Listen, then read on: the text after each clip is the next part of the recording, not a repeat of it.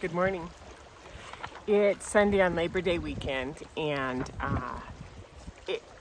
we're already in September. So the title for this video this morning is called "As We Begin Again," and I'm going to build it for you. So follow me with it, and to put it in context, this is the last night I'm going to be out camping. I've been roguing it for about 2 weeks. This is St. Mary's Lake. That is going to the sun. All of the mountains up there that are in the sunshine right now, and I think it's absolutely lovely. The wind is blowing, so I will stay close to the camera and walk you through this, okay? So September is fall. You know, it's the end of the summer. We might have a couple of those beautiful warm evening nights, but we're really on the wind down side, especially in the north. It gets cold. It's already 52 out. I'm in a fleece at like 9 o'clock in the morning. So that's pretty good. September's also sort of the time to get serious. Virgo energy,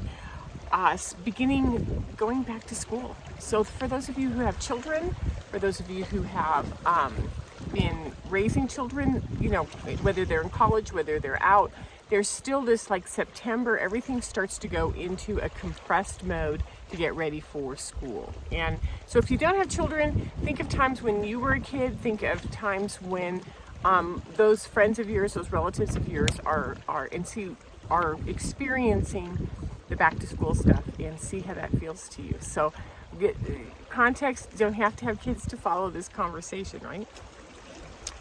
We're entering back into structures that define time and space and limit us into, you know, driving to and from school, pickup, homework, clothes. Like, think about all of these structures, bedtimes, power struggles, especially if you have teens that are not happy in school, or middle schoolers, or you've got a freshman in college that's struggling, right?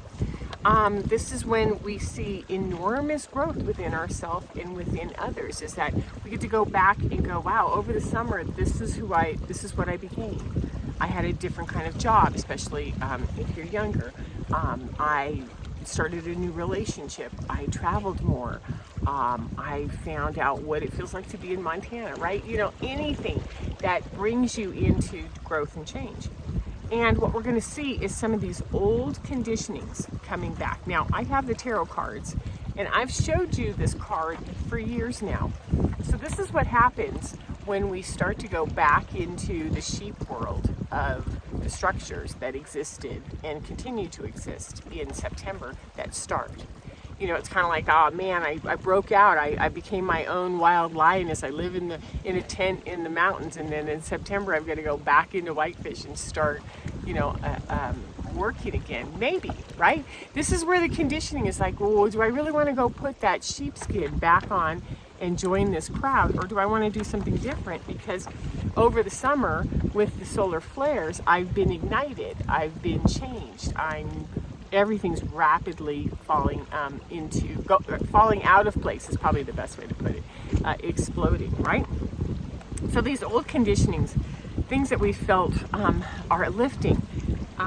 We're back at it hard. You know, the summer is lifting off. We're back into the chains. We're back into the fighting. And I love this Emperor card, because, you know, this is where you take that flame of passion and self-knowledge, and you run it forwards and you break all the chains. See all the chains falling apart down by his feet, right?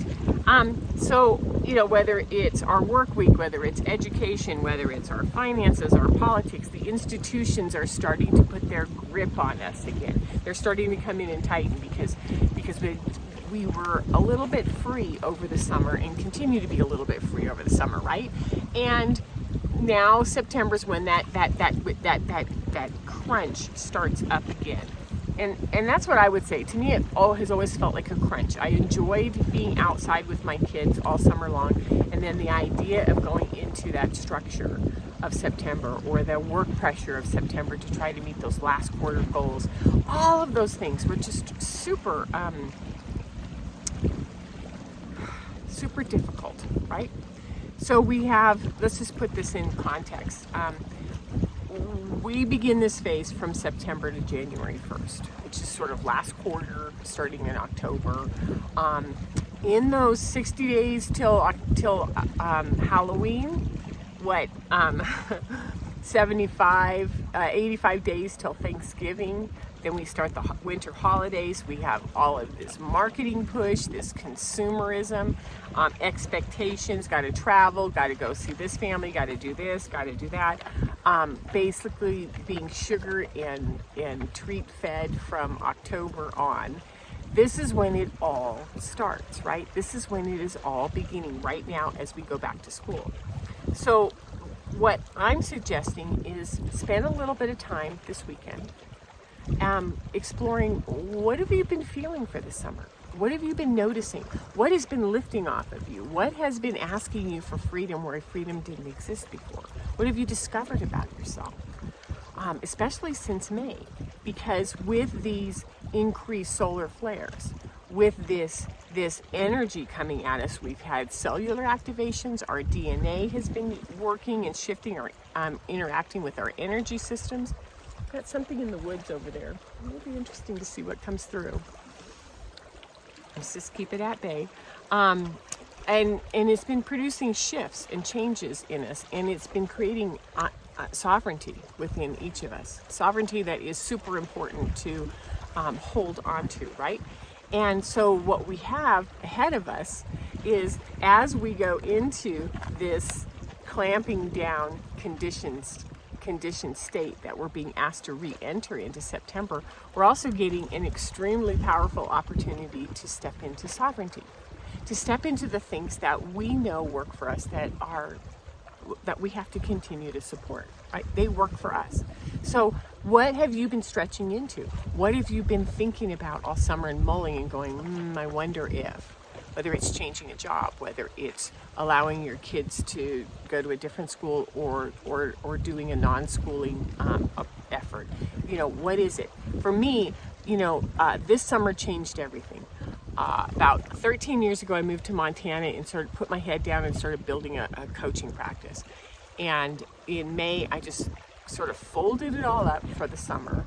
And I went and I left a home, put everything in storage, and I lived in a guide camp with 20 to 30-year-olds. And now I've spent the last 2 weeks living out here every day. And I don't know how much I've expanded. I know that going back into a box in tomorrow, the next day, is going to be really interesting for me.